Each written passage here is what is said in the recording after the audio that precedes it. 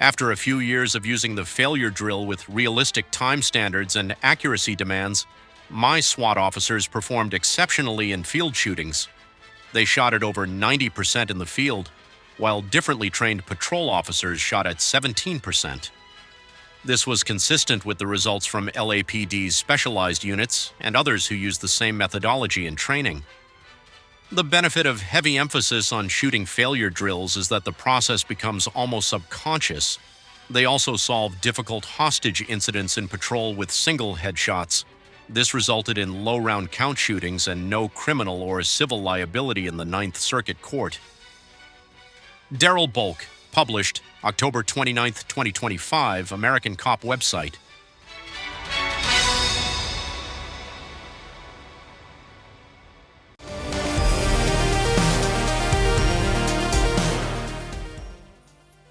Hey, it's the Range Ronin. The failure drill, as it is called, has been with us for quite a while.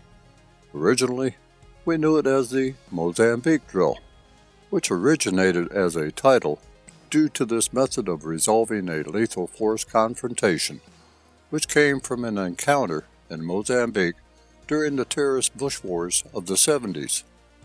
Mike Rousseau was a mercenary in the War of Independence. While armed with a Browning high power, he was attacked by a guerrilla soldier armed with an AK-47. He fired 2 rounds into the center of the chest and lowered his pistol. Seeing that 2 chest hits failed to stop him, Rousseau raised the pistol for a headshot, which hit the enemy's spinal cord, ending the fight. After returning to the States, Rousseau told this story to Jeff Cooper, who felt it was useful. He incorporated it into Gunsite's late 70s curriculum as the Mozambique Drill, with credit to where it happened and to Rousseau. As originally taught, after 2 rounds to the chest, the firearm was lowered to the ready to assess, and, if needed, firing a single shot to the head. This later transformed into a drill, where the shooter would hold the firearm at the firing position throughout the entire drill, rather than lowering the firearm for the assessment, which we now know as the failure drill. My objective for today is not to dispel the drill, but instead to take a look at the dynamics of the drill, the formation and timing, whereas the emphasis will be on the timing, the speed at which the failure drill is performed.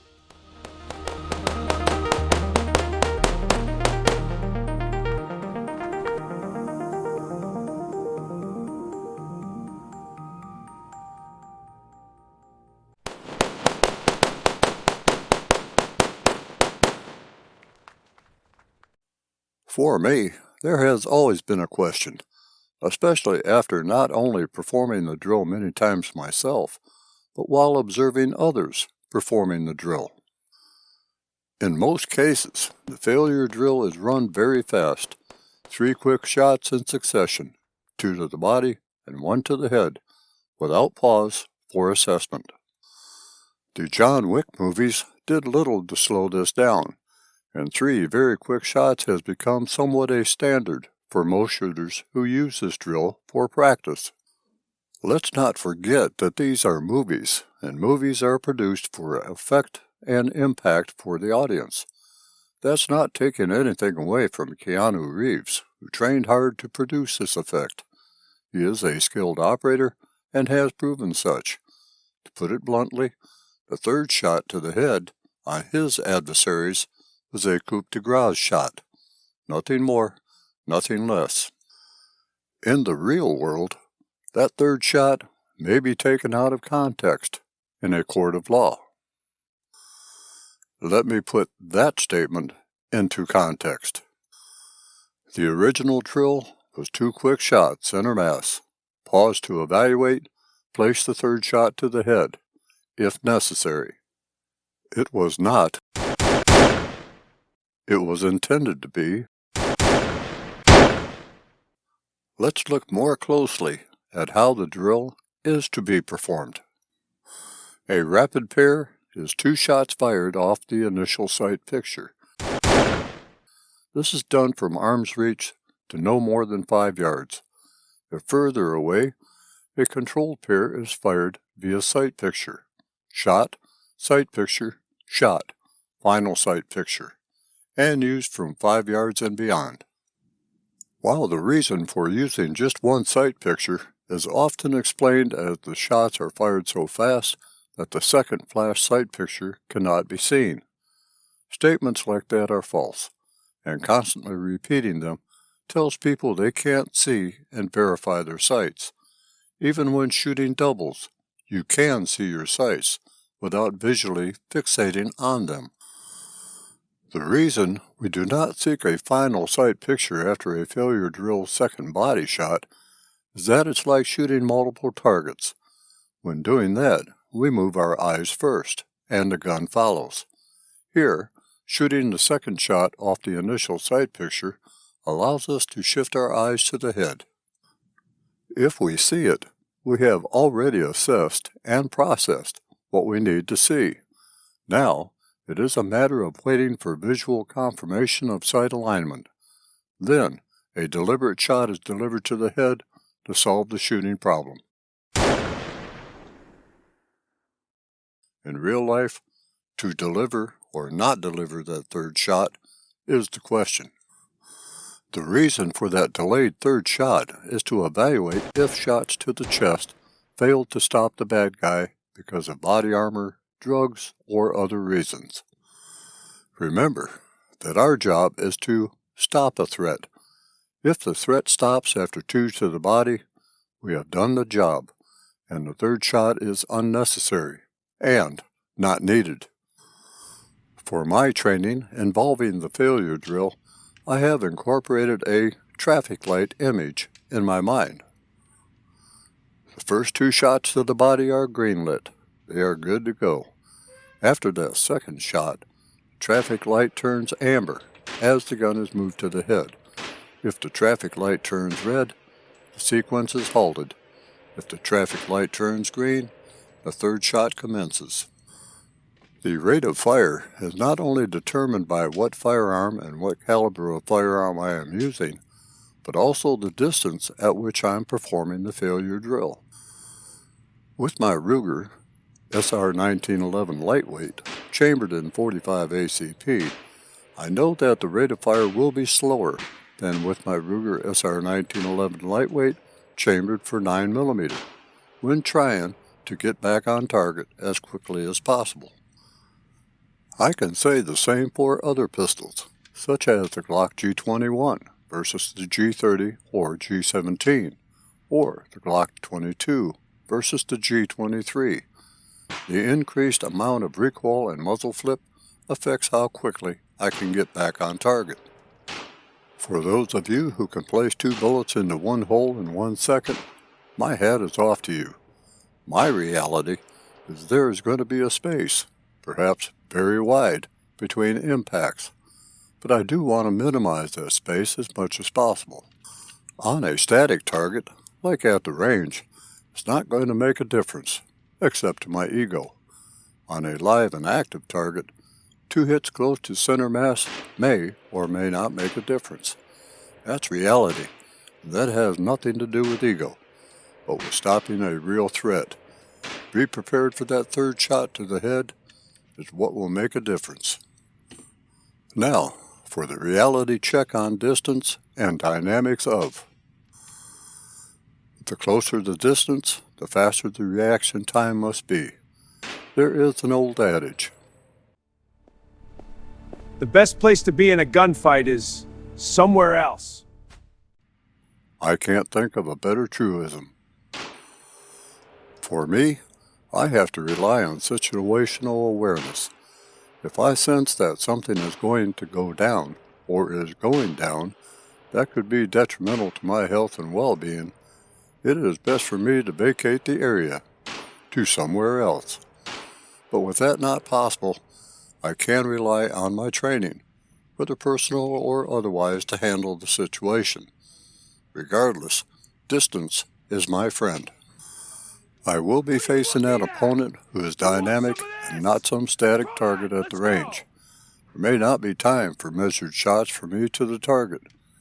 We may be well within bad breath distance, where using the sights may not apply, and it boils down to simply an act of pointing the gun at a point on the bad guy's body and pulling the trigger, several times if need be. Best case scenario, I win. I don't need to say what the worst case scenario would be. In my firearm video reviews, I am usually evaluating handguns at a target 7 yards distance, which is referred to commonly as the combat distance. I think we all know that combat can take place at any distance. What you don't see is my private training sessions, as that is not the main purpose of my firearm reviews. That personal training involves different drills at various distances in preparation for something that I hope never happens, having to defend myself with a firearm. Now, let me get to my final thoughts regarding the failure drill.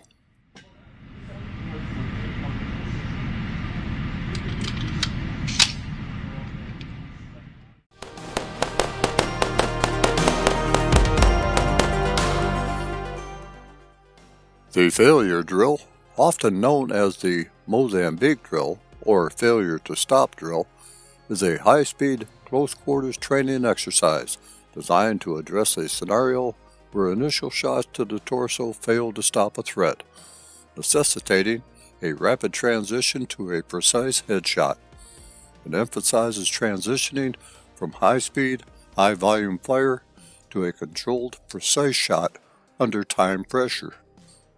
It should be noted that the failure drill is not restricted just to handguns, as semi-automatic long guns and also revolvers respond to it just as well. Let's go over the drill itself. This drill tests the ability to manage recoil, change, or confirm sights rapidly, and deliver high-precision, high-stress shots while transitioning from body to head. The target is a standard humanoid silhouette target with clearly marked chest, 8-inch circle or A-zone, and head, T-box or cranial-ocular cavity areas. The drill starts at 5 yards and moves back to 7 or 10 yards to increase difficulty.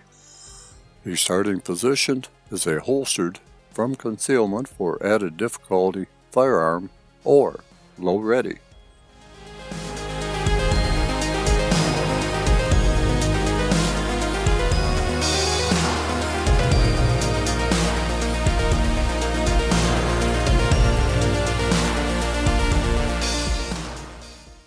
The goal is to place the 2 shots in the thoracic cavity, the body, and 1 shot in the cranial vault, the T-box. Key focus areas for the drill is controlling the firearm during the rapid double tap to the chest, driving the sights from the chest up to the head rather than lifting the gun, and then using a faster trigger press for the body shots, transitioning to a slower, more deliberate press for the headshot. Why speed and distance matter. At closer ranges, shots are easier, but at 7 to 10 yards, a headshot requires precise accuracy under stress. The drill simulates a threat advancing with a weapon, requiring immediate, effective incapacitation. The drill is designed to train the shooter to stop firing when a target is neutralized, or to change aim points if they are not, avoiding tunnel vision and wasted shots. I have placed a few links to the Mozambique Drill in the description section, should you be more interested in the drill. Well, my friends, it's time to close yet another chapter in the Range Ronin Chronicles.